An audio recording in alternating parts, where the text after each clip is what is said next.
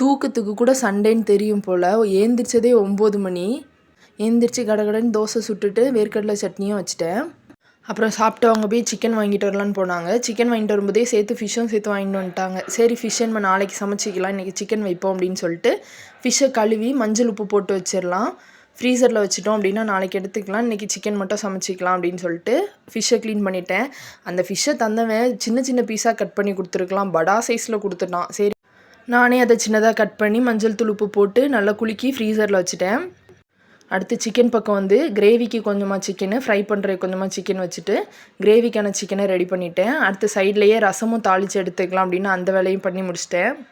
ஆனால் சிக்கனை எப்படி பண்ணாலும் டேஸ்ட் நல்லாயிருக்கும். ஆனால் இன்றைக்கி கொஞ்சம் அதிகமாகவே டேஸ்ட்டாக இருந்துச்சு.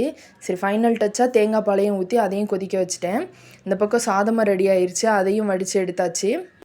இப்போ இன்னும் சிக்கன் மட்டும் பொரிக்க வேண்டிய வேலை இருந்தது. சரின்னு சிக்கனை மட்டும் பொரித்து எடுத்துட்டேன்.